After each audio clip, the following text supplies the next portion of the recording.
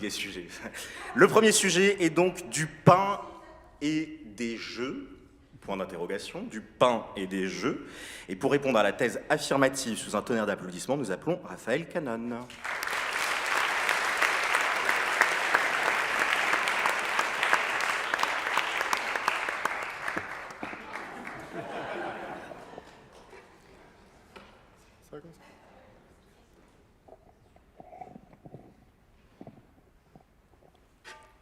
Raphaël, êtes-vous prêt?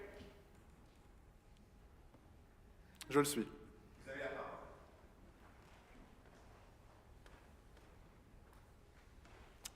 Mesdames et messieurs, cher jury, bonsoir. J'espère que vous êtes bien installés, mais surtout que vous avez pensé à prendre votre passeport. Oui, j'ai bien dit votre passeport, car ce soir, mesdames et messieurs, nous partons en voyage. Ce soir, le temps d'un instant, je m'apprête à vous transporter à travers l'espace et le temps. Je vous rassure, nous serons de retour à temps. Notre destination ce soir, c'est l'Amérique du Sud, plus précisément l'Argentine, et si l'on veut être exact, Buenos Aires, la capitale. Buenos Aires, la belle. Buenos Aires, la belle, dans laquelle j'ai eu la chance de passer un semestre d'études l'an dernier, lors de ma 4e année de médecine. Fraîchement arrivé dans mon nouveau chez-moi, je décidai un soir, à l'heure du crépuscule, de m'en aller voguer dans les quartiers, le temps d'une soirée.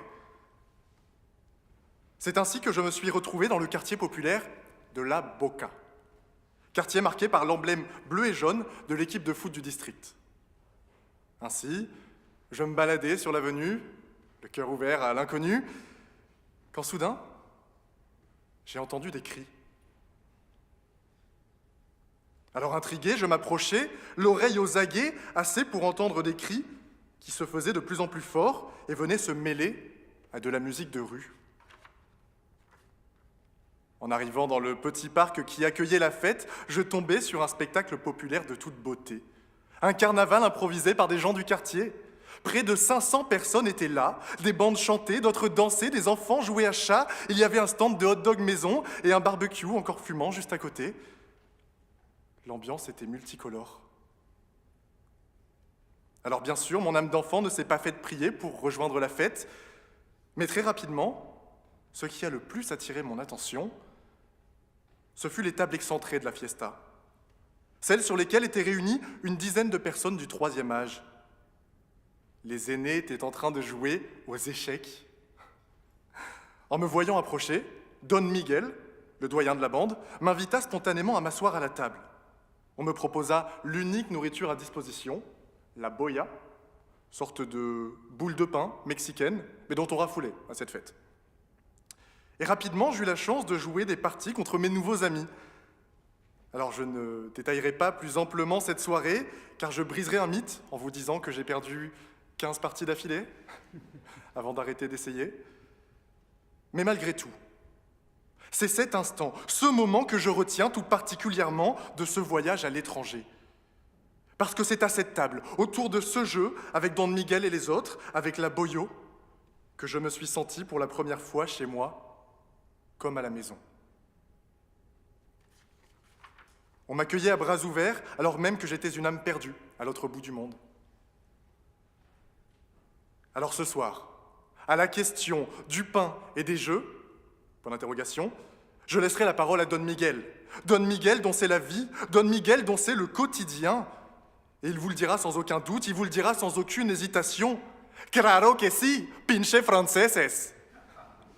Il vous répondra, et moi avec lui, qu'on ne peut que dire oui au pain et au jeu. Et en fin de compte, cher public, cher jury, pour affirmer cela, pas besoin de se rendre comme moi jusqu'en Argentine, puisque le pain et les jeux nous entourent déjà au quotidien. Si. Là-dessus, je me permets une petite démonstration boulangère, si vous me le permettez. Nous sommes lundi midi, vous sortez du boulot, vous avez bien travaillé pour gagner votre croûte, vous vous dirigez vers votre boulangerie favorite pour acheter votre baguette, ce pain béni. La boulangère vous sourit et vous lui dites merci, car ça ne mange pas de pain, et vous ne tardez pas trop, car ce midi, vous avez du pain sur la planche. Dans la précipitation, vous bousculez un passant, et vous vous excusez. Mais lui vous répond qu'il ne mange pas de ce pain-là, et vous met un pain dans la gueule. Aïe!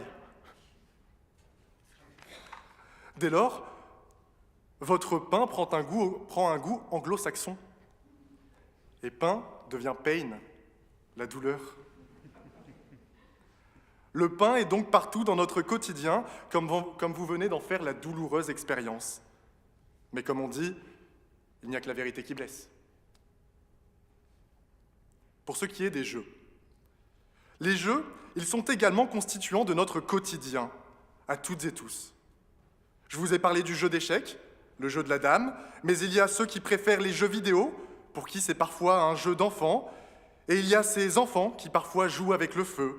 Il y a le feu qui nous embrase, qui embrase nos sentiments quand on se prête à ces jeux de séduction, ces tendres « je t'aime » qui entraînent et enflamment notre âme. Il y a ceux qui jouent de la musique, mais parmi ceux-là, méfiez-vous. Méfiez-vous des pires, les joueurs de pipeau. Celles et ceux qui sortiront les violons ce soir et qui essaieront de jouer sur votre corde sensible avec des jeux de mots. Ils joueront des coudes pour se frayer une place dans votre cœur, tandis que moi, je préfère jouer franc jeu. Ce discours, c'est un petit peu mon opération à cœur ouvert. Et ce soir, tout particulièrement, j'ai à cœur de vous le faire réaliser qu'au pain et au jeu, il faut dire oui. On ne peut que dire oui.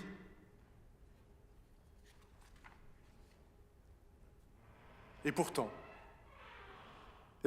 après moi, Alice, ma contradictrice, vous soutiendra bien malgré elle, j'en suis certain, qu'il faut dire non au pain et au jeu. Quelle drôle d'idée. Et pour vous le démontrer, elle choisira peut-être la facilité en vous parlant des Jeux Olympiques de Paris 2024. Ces Jeux Olympiques qui, nous dit-on, sont condamnés à l'échec. Ces Jeux Olympiques qui soulèvent des questions existentielles, des questions qui intéressent les Français. Où vont dormir les sans domicile fixe et les étudiants délogés du Crous? D'où va-t-on sortir les 3 milliards d'euros supplémentaires qui se sont ajoutés au budget de l'organisation? Anne Hidalgo se baignera-t-elle vraiment dans la Seine? Les Français ont le droit de savoir. Bon. Mais en réalité, aussi critiqués soient-ils ces jeux, nous ne pouvons pas purement et simplement leur dire non. La dernière fois que ça a été fait, la dernière fois que les Jeux Olympiques ont été annulés, c'était en 1916, en 1940, en 1944.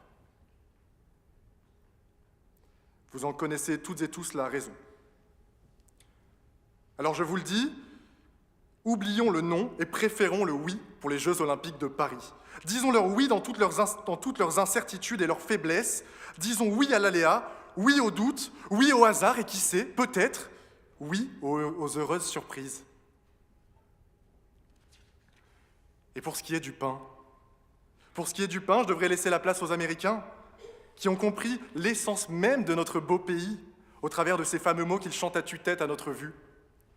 Oui, oui, baguette. Cette fameuse baguette qui écrit notre histoire. Si. Car lorsqu'elle vient à manquer, lorsque le pain manque, nos rois se font couper la tête. Et alors, la République apparaît. Vous le savez bien, je le sais bien, Alice le sait bien. En France comme ailleurs, on dit oui, car on ne peut pas dire non au jeu et au pain. Panem et circenses, du pain et des jeux. C'est de ce proverbe latin dont est issu mon étrange sujet, pour celles et ceux qui, comme moi, se le sont demandé. Aujourd'hui, cette expression est employée pour parler d'une population qui se laisse aller, se contente de se nourrir et de se divertir sans se soucier d'enjeux plus exigeants, ni du destin collectif. Une expression péjorative, donc. Et pourtant, cher public, je rêve de pouvoir l'employer pour vous désigner, pour me désigner, pour nous désigner. Mais il n'en est rien. Je rêverais de pouvoir dire que mes semblables vivent l'esprit léger dans leur oisiveté, sans avoir à se soucier du monde qui les entoure. Mais il n'en est rien. Parce que quand je regarde autour de moi, je vois. Je vois cet ami qui a arrêté de manger de la viande pour défendre la cause animale, parce que ça lui tenait à cœur d'agir à sa manière contre des horreurs. Je vois ma génération, avec nos 20% de dépressifs et nos 70% d'éco-anxieux. Nous, celles et ceux qui ont peur du monde dans lequel ils vivront demain. Je vois ces gens normaux, des gens comme vous et moi, qui militent pour la paix, contre la guerre en Ukraine, contre le génocide du peuple palestinien. Alors oui, je rêve. Je rêve de pain et de jeux pour tous. Parce que le jour où l'on pourra se prélasser l'esprit léger, c'est le jour où nos problèmes, les problèmes de l'humanité, seront assez peu importants pour que l'on puisse choisir de ne plus les regarder. Je rêve de pain et de jeux pour ce million de filles et de femmes afghanes, mais qu'on leur donne d'abord l'accès à l'éducation.